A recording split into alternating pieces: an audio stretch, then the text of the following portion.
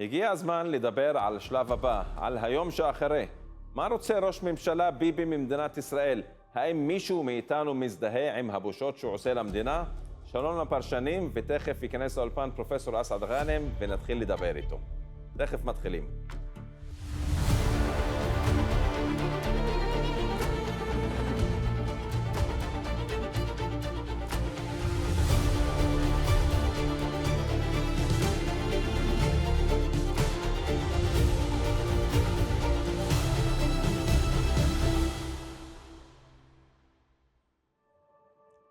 פרופסור אסעד, שלום ותודה שהצטרפת אלינו. אנחנו ראינו בתקופה האחרונה צונאמי של הכרה במדינת פלסטין, וזה לא הפעם הראשונה שהם מכירים במדינת פלסטין. אני לפעמים שומע שזה סוג של חבל הצלה לישראל, או שמה באמת הפעם ישראל הגזימה, וכל מדינות העולם פשוט יצאו מהקיפאון שהן נמצאות בו. איך אתה מסביר את הצונאמי של ההכרה בפלסטין? כמובן תלוי איך אתה מפרש את המשמעות של ההכרה.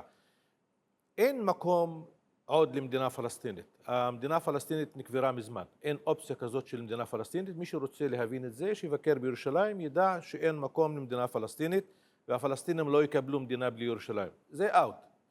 המשמעות של ההכרה היא אחת, שיש צונאמי של ביקורת על ישראל בעקבות הג'נוסייד שהיא מבצעת בעזה, וזה הדבר המרכזי שהפלסטינים צריכים לבנות עליו. צריך לנצל את המצב שיש כעס גדול באומות העולם ובמדינות על ישראל, בכדי להעצים את היכולת לתת לישראל לעמוד במקומה, כמדינה גם כובשת, גם מבצעת ג'נוסייד. לצערי, העולם הבין זאת, אומות העולם והרחובות במערב ובעולם הערבי הבינו זאת, רק המנהיגות הפלסטינית עדיין לא הפנימה את הצורך לבצע שינוי משמעותי בהתנהלות שלה, ובעיקר לבנות אסטרטגיה ברורה בכדי לגרום למצב שבו הפרץ הזה של הכעס על ישראל יהפוך לכלי לחץ מרכזי, כלכלי ודיפלומטי על ישראל, בכדי להביא לשינוי אופק עתידי בבעיה הפלסטינית. מה צריך לעשות? והכוונה היא לא לשתי מדינות, זה מאחורינו. מה צריך לעשות? אתה אומר שההנהגה הפלסטינית עדיין לא הבשילה להבין. לא, המנהיגות הפלסטינית הייתה צריכה לשבת ב8 לאוקטובר, להקים ממשלת הצלה לאומית פלסטינית ולצאת לעולם ביוזמה פלסטינית אחת. עד היום, שנתיים אחרי המלחמת ההשמדה של ישראל, המנהיגות הפלסטינית עדיין לא ישבה ביחד, חושבת לשבת ביחד, ואני חושב שהיא לא תשב ביחד, כי הרשות הפלסטינית תולה את העתיד שלה בישראל ובאינטרסים הישראלים.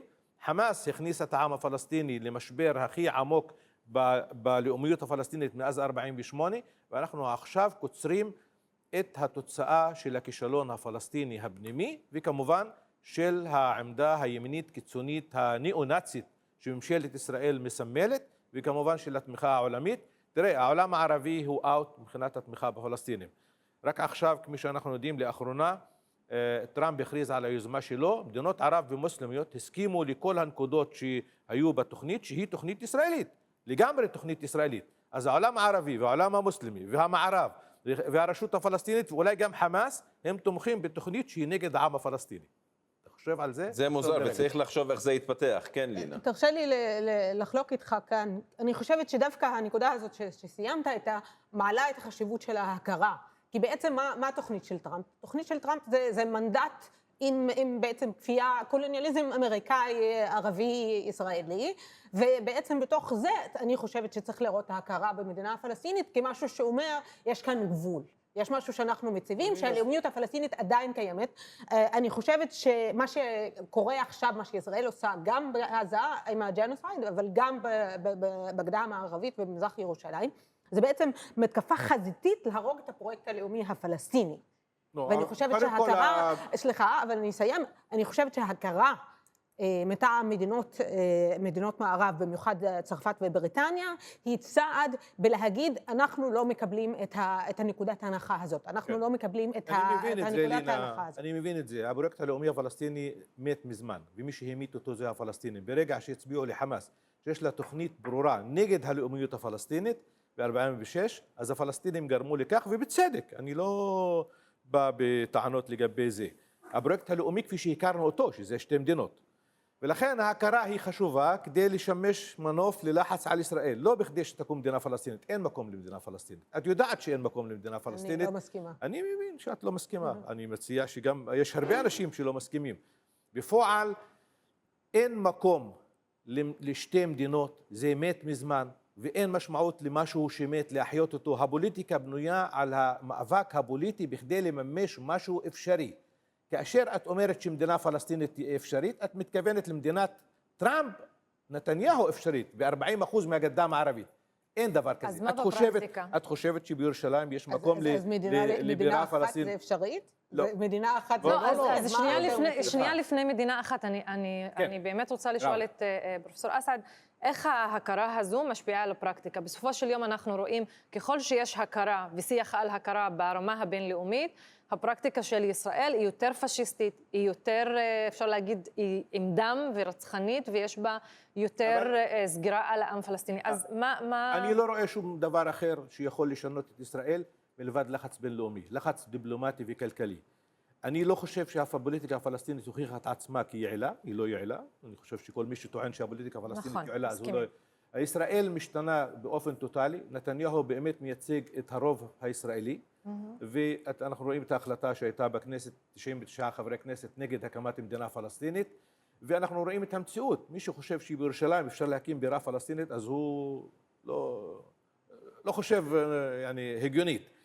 ולכן הלחץ הבינלאומי, עם אפשרות לבצע שינוי מהותי בלאומיות הפלסטינית, שזה עדיין אפשרי. אני בונה על הדור החדש הפלסטיני, שכן ילך לקראת אימוץ הרעיון של מדינה אחת, אימוץ מדינה אחת, של ביטול האפרטהייד, של הסרת הסטלר קולוניאליזם, הקולוניאליזם מעל פלסטין המנדטורית, מעל אתה חושב שזה אפשרי יותר משתי מדינות? בוודאי, בוודאי. כי פלסטין, כן, כי פלסטין היום נחת אפרטהייד, וצריך לבטל את האפרטהייד. האפרטהייד הוא בגליל, הוא בחיפה, הוא בעכו, הוא בנגב. אבל הוא לא בשטחים. סליחה, לינה. מי שרוצה שתי מדינות, הוא רוצה פתרון שאיננו ישים, לא פותר את הבעיה הפלסטינית, לא פותר את בעיית הפלסטינים בישראל, לא פותר את הבעיה הפלסטינית שאנחנו מכירים אותה כפי שאנחנו מתחנכים בבית, ואני מציע מודל שבנוי על שוויון אזרחי וקולקטיבי לפלסטינים ולישראלים. אני חושב לטווח הארוך אין לנו אופציה אחרת. אין אופציה, יש אופציה אולי שבעוד דור באמת העולם ישתנה וילחץ על ישראל להפוך את האפרטהייד למדינה נורמלית כמו שקרה בדרום אפריקה. חוץ מזה, שתי מדינות זה לא ישים, זה רק ישחק לטובת נתניהו, כי זה אומר שהפלסטינים יתקבלו על שטיח אדום. אבו מאזן יתקבל על שטיח אדום במסדרונות בעולם, ובפועל העם שלו סובל יום יום מהכיבוש הישראלי, ואני, רק מישהו טוען שיש אפשרות לשתי מדינות, ואני שומע את השיח הזה, אני כבר משתתף בזה ב-96, רק מנסה לזרות, סליחה, לינה, זה להגיד משהו שהוא בסופו של דבר רק משחק לטובת הכיבוש. כי זה לאפשר עוד לכיבוש להתרחב ולא להתקדם לקראת פתרון אמיתי לבעיה הפלסטינית. אז אני אענה לזה. יש לי אליו שאלה. אנחנו, בואו ניקח את עצמנו היום, אני חושב שאנחנו הפלסטינים בישראל, היום היחידים שמצבם יחסית הוא די טוב. בעזה העם הפלסטיני... לא די טוב, יותר טוב מאחרים. הכל יחסי, הכל יחסי. כן, הכל יחסי.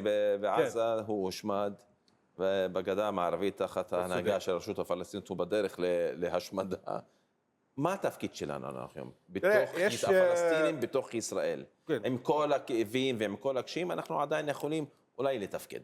תראה, אם בכלל חושב שיש תפקיד. אני חושב שהפוליטיקה של הערבים בישראל גם היא נמצאת במשבר עמוק, והיא כמעט אין דרך. תראה, האופציה שעוצבה על ידי אמיל חביבי בשנת 48-49, שתי מדינות לשני עמים, כמובן בלחץ של ברית המועצות, היא הייתה ישימה. אני תמכתי בזה עד 93-94 בעצמי. כשהבנתי שזה בלתי אפשרי, חשבתי שיש צורך לשנות. ואני מבין שמאז מי שרואה, אומר שיש אופציה להפרדה, שזה כולל הפוליטיקה הערבית בישראל, הוא לא רואה שמאז 93, הסכמי אוסלו, הסיכוי להפרדה הולך ופוחת. אין ספק בזה. סיפוח זוחל. ולכן אני מציע שהפוליטיקה הערבית בישראל תיקח את עצמה בידיים, לפחות באופן זמני. מה באופן זמני? יש לנו טיהור אתני והשמדה בעזה. יש לנו רדיפה בגדה, יש לנו רדיפה והרסת בתים בנגב. ויש לנו פשיעה הצהרה- ואלימות ורדיפה פשיעה פוליטית. ואלימות והצהרה על החיים שלנו גם בתוך הקו הירוק, באקדמיה ומחוץ לאקדמיה. אבל הפוליטיקה הערבית בישראל עדיין יכולה לנצל את המצב הזה, בין סוגריים, שיש לה יכולת להצביע, ללכת לקלפי ולהצביע. לכן אין שום אופציה לפוליטיקה הערבית להמשיך להתנהל כפי שהיא מתנהלת. אני ישבתי לפני שבועיים, 3 שעות עם מנסור עבאס, שהוא לדעתי המכשול המרכזי בפני הקמת רשימה משותפת, ואני אומר את זה ביושר, אמרתי לו את זה. אני חושב שחד"ש ובל"ד אומרים במפורש שהם בעד רשימה משותפת. מה היתרון של רשימה משותפת? רשימה משותפת לפי כל הסקרים מביאה 16-17 מנדטים. סליחה שאני מדבר בשפה של המנדטים. 2 רשימות ערביות, מתכוון חד"ש, בל"ד וטריבי לעומת הרשימה האסלאמית, יכולו להשיג 12-13 מנדטים. 5 המנדטים, ההבדל בין רשימה משותפת ל2 רשימות, זה ההבדל בין נתניהו למישהו... ולמה מנסור עבאס לא רוצה? ומישהו אלטרנטיבה לנתניהו. לכן המשוואה היא או נתניהו או רשימה משותפת. אין, ולכן אני מברך גם על החלטה של כל הגורמים בחברה הערבית, כולל ועד ראשי הרשויות, שיש להם עמדה ברורה, לא רק עמדה שלהם. הציבור, אתה הולך ברחובות, אנשים אומרים לכולנו, צריך ללכת לרשימה משותפת.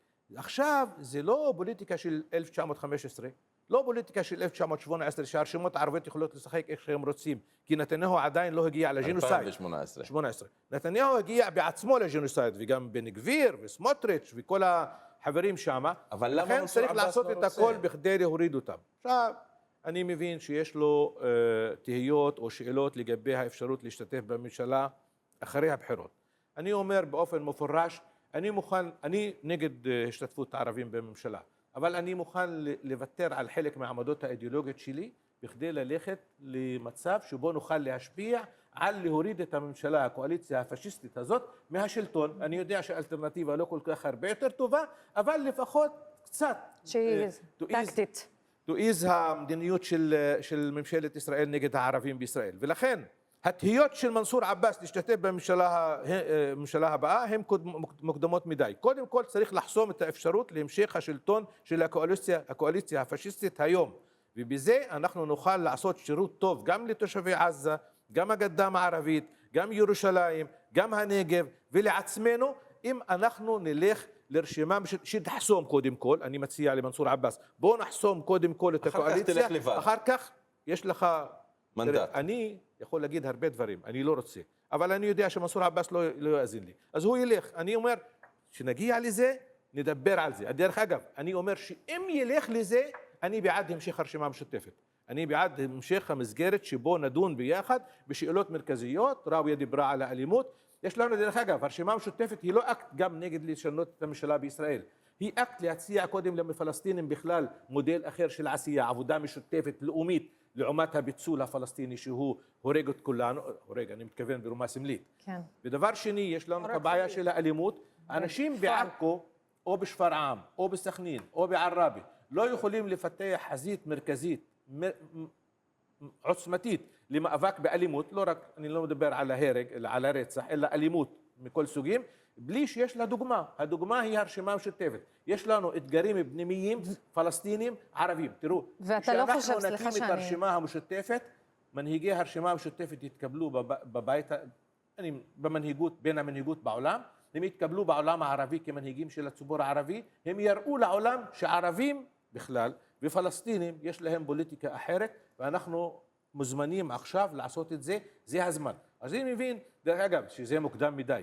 אולי צריך להקים את הרשימה המשותפת באפריל ולא היום, כי אני מציע, אם יקימו אותה היום, יהיו ריבים כל הזמן, ואז יפרקו אותה. ואז נחזור לשנות 2000. ואז בוא נחכה עם זה. אני רוצה לשאול שאלה, כי שאלת על הרשימה המשותפת והחזון, ואתה לא חושב שזה אמור להיות לפני הרשימה המשותפת? היה לנו כמה שנים טובות שהמנהיגות הערבית, וזה לא רק המפלגות, ועדת המעקב, עוד אנשים מתוך החברה הערבית, לחשוב על המעמד שלנו ועל האסטרטגיה שלנו כמיעוט בתוך החברה הערבית, ויכול להיות שהאסטרטגיה הזו או התוכנית הזו או החשיבה הזו יכלה לייצר את הרשימה המשותפת ואת הקווים הכלליים, וזה לא הפוך. כאילו אנחנו תמיד פועלים מתוך תגובה ולא מתוך יוזמה למה אנחנו רוצים, אנחנו תמיד מגיבים. יש בזה משהו, אבל אני יכול להגיד לך דבר, יש חזון משותף לערבים בישראל. אתה חושב? כן, וכאן לינה אולי תשמח. למשל, הערבים, המנהיגים הערבים כולם, המפלגות תומכות בשתי מדינות. אז יש להם חזון לשתי מדינות. יש להם חזון לשוויון. לא. יש להם חזון. תראו, כשאנחנו עשינו את החזון העתידי ב-2006 עם ועדת המעקב, היה לנו ברור שאנחנו צריכים להסכים לקווי היסוד שמסכימים עליהם המנהיגות הערבית. כי ים יוצגו מבני הכפר, וקים, הרשימה האסלאמית האשם עבד אל-רחמן, הרשימה הצפונית שהוצאה מחוק, עד חד"ש, איימן עודה ואחרים, ואחרים. ולכן בנקודות האלה יש הסכמה. עכשיו את אומרת לי, אני לא מסכימה שזה החזון, אנחנו צריכים לפרוט את זה לפרטים קונקרטיים. אני מציע, כשאנחנו הולכים לפוליטיקה בכדי לשנות ממשלה, אני מציע להסכים לקווי היסוד הבסיסיים שאנחנו מסכימים עליהם, ולא ללכת, אני לא אתעקש על מדינה אחת, למשל. לא, אבל לא דיברתי על הפרטה, כן, בדיוק. מנסור עבאס אמר, זה מדינה יהודית. זה משהו שכל גם חד"ש אומרת. גם חד"ש אומרת מדינה. חד"ש לא אומרת שזה בטח שכן. חד"ש אומרת שתי מדינות. לא, זה אומר ששתי מדינות לא אומר שזה מדינה יהודית. את יכולה להתווכח, ואני מסכים איתך, שחד"ש מתכוונת למדינה יהודית שונה ממנסור עבאס. לא, זה לא, מההתחלה זה לא היה הסכמה שזה מדינה יהודית. מההתחלה לא היה הסכמה שזה מדינה יהודית. שתי מדינות זה מדינה יהודית, זה מדינה ערבית, אין שתי מדינות אחרות, דרך אגב. אז מה את מציעה? אני אומר שיש הרבה נקודות שאפשר להסכים עליהן. אבל יש עוד קווי יסוד. אני לא אומר שצריך להסכים עליהם. אני אומר לך, כל המפלגות הערביות בעד שתי מדינות, בעד סיום הכיבוש, בעד שוויון, בעד הפסקת הריסת הבתים, בעד מאבק באלימות. כן. אבל יש עוד שאלות שהן קשות. סליחה, אבל יש עוד שאלות שהן קשות. אני מוותר הרבה בנקודת ההוצאה שלי, כי אחרת אם היית מראיינת אותי לפני 10 שנים, הייתי אומר לך, צריך להסכים למדינת האזרחים, וצריך להסכים לביטול הציונות, וצריך. אני עכשיו אני חוזרת ל-2006 ודווקא אמרת אני היום יותר מוותר. אנחנו היום ב-2025, אחרי 7 לאוקטובר, זה מציאות בעיניי פוליטית שהיא לגמרי אחרת, זה חירום שיהפוך לשגרת חירום, ואנחנו בסיטואציה אחרת. והשאלה של הקווי יסוד היא לא רק שאלה של שתי מדינות או מדינה אחת, אני חושבת יש עוד שאלות פנים.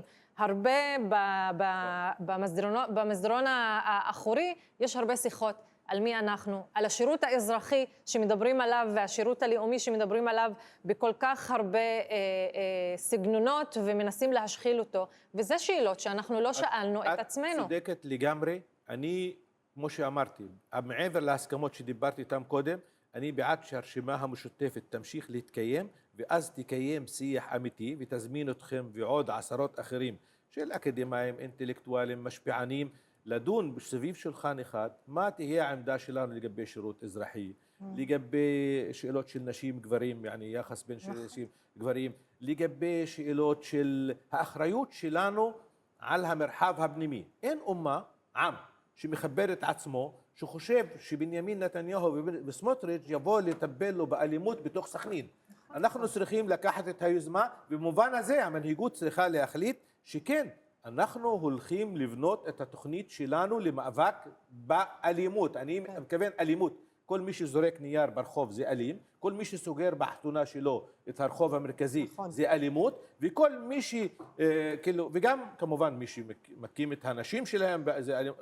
אין פה, יש פה המון מגוון של דברים שאומה צריך להתנהג כאומה, כעם, ולא להישאר תלויים בהחלטות האלה. אני מסכימה איתך שיש כאן שני רבדים. אני מסכימה איתך שמבחינה פרקטית, מצב החירום מבחינתי אומר, צריך רשימה משותפת, והרשימה המשותפת צריכה להיות על בסיס שהוא בעצם המחנה המשותף המינימלי שלנו, כי חייבים.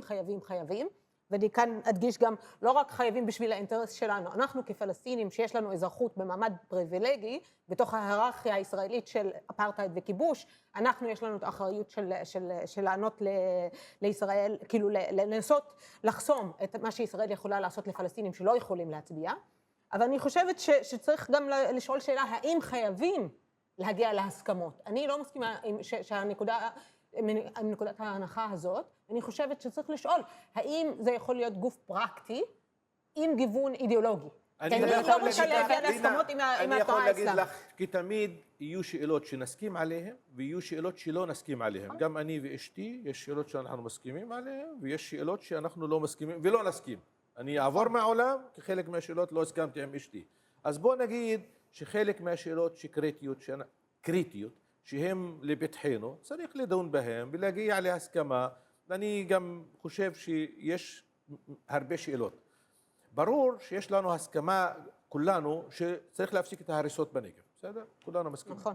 אז בואו לפחות לפתח תוכנית, איך ניתן להתמודד עם זה. אני מתכוון תוכנית מול ישראל, מול הרוב היהודי וניסיון לגייס חלק ממנו לטובת העמדה שלנו, מול העם הפלסטיני ולראות להשפיע על העם הפלסטיני, ואני חושב שאת צודקת בזה. יש לנו תפקיד לא רק בתוך ישראל, אלא להשפיע על השיח בעם הפלסטיני, והדבר המרכזי לדעתי שאנחנו עדיין לא עסקנו בו באופן מספיק, ואתם אולי מודעות לזה, זה ההיבט הבינלאומי. יש לנו תפקיד בינלאומי, גם בהיותנו פלסטינים וגם בהיותנו אזרחי מדינת ישראל.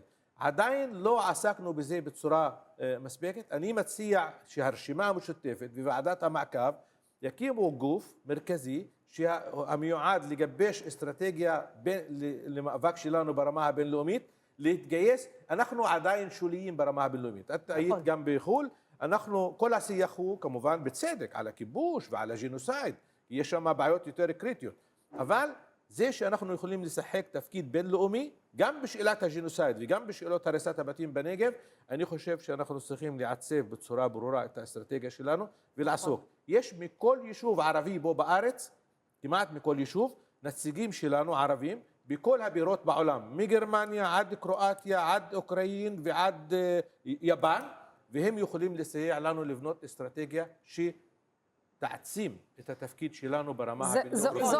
זו אסטרטגיה שדורשת גם התארגנות. ואנחנו חברה לא מאורגנת. ואין בה מוסדות. כאילו יש בה התחלות של מוסדות והיא לא מתרוממת. וכאילו אנחנו תמיד שקועים בלדבר על האסטרטגיה ולא להיות בפרקטיקה. כאילו אני שואלת מה החזון של פרופסור אסעד לגבי החברה הערבית בצל המציאות. כן, אני חושב שמאז שאני מכיר את עצמי, כולנו טענו שיש צורך לארגן את ועדת המעקב בצורה הרבה יותר טובה. אני כמובן בשנים האחרונות התנדבתי בוועדת המעקב בכדי לעסוק בכמה שאלות מרכזיות. אבל אם אנחנו רוצים לקחת את עצמנו באופן רציני, צריך לשנות באופן דרמטי את התפקוד של ועדת המעקב. להפוך אותה כמה שאפשר לגוף מייצג באופן ישיר לציבור הערבי. אני מתכוון בחירות לציבור הערבי. אני מתכוון לקחת את עצמה באופן רציני בוועדות המשנה שעובדות שם. עובדים אנשים שהם מכובדים, הם אנשים פוליטיקאים, שיש להם תפקידים אחרים, אבל הם לא עושים לדעתי, לא עושים את התפקיד שלהם בתוך הוועדות שלהם. עושים באופן חלקי, בואו נטיב איתם. לא במקסימלי. ולכן צריך לעשות את הוועדות של ועדת המעקב לוועדות מקצועיות, שעומדים מתחתם אנשים שהם אנשים מקצועיים, אנשים בעלי מקצוע. אם אתה רוצה לעשות, למשל, בטיפול בשאלות בריאות, צריך אנשי המקצוע של הבריאות לטפל בכך. אם אתה רוצה בשאלת האלימות, שאת עסקת בזה או עוסקת בזה, צריך אנשים שיש להם יכולות מקצועיות לטפל באלימות. אם אתה רוצה ועדות סולחה, אומרים.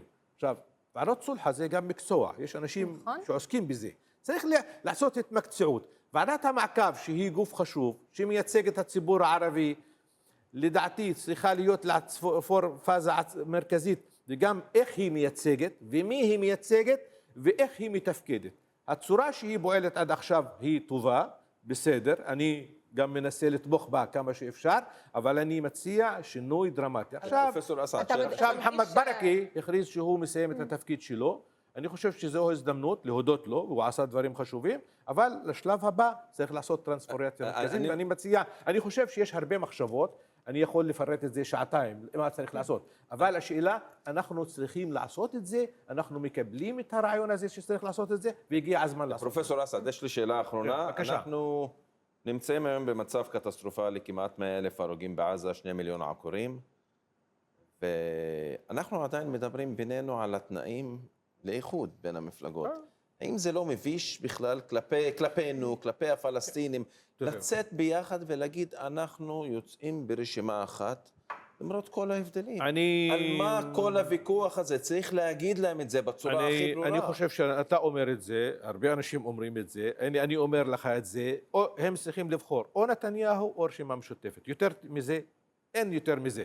ואני חושב שלצערי חלק מהמפלגות הערביות אולי בסופו של דבר יבחרו בנתניהו, ואז יחזירו לנו את הקואליציה הזאת לשלטון, כפי שהם עשו בבחירות האחרונות, כשבל"ד הוצאה מהרשימה המשותפת, הפסדנו 4 מנדטים שהיו יכולים להיות האיזון בין ימין לשמאל. אני לא מאשים אותם, אני רק אומר, צריך לפחות להבא לא לחזור על אותה טעות. האם אתה רואה ישועה בשמאל הישראלי? יש איזו התעוררות בשמאל? לא, אני לא רואה עכשיו ישועה, אני רואה ישועה רק בעצמנו, ואני גם אומר לך שלא תהיה, טוב, אני לא רוצה לדבר על העתיד, בעשור הקרוב לא תהיה שום קואליציה שתהיה דומה לקואליציה של רבין ב-92, אין דבר כזה עכשיו בישראל. אנחנו לא שם. ישראל השתנתה, אבל חובתנו לעשות לעצמנו ולילדים בעזה את הדבר המינימלי. הדבר המינימלי הוא להקים רשימה משותפת שתוציא את האנשים לרחובות להצביע, זה הדבר, לא עשינו את תפקידנו בקשר לעזה, לא תמכנו בעזה באופן מספיק, לא עשינו פעילות בינלאומית באופן מספיק, לא עשינו פעילות בקרב היהודים שתומכים בנו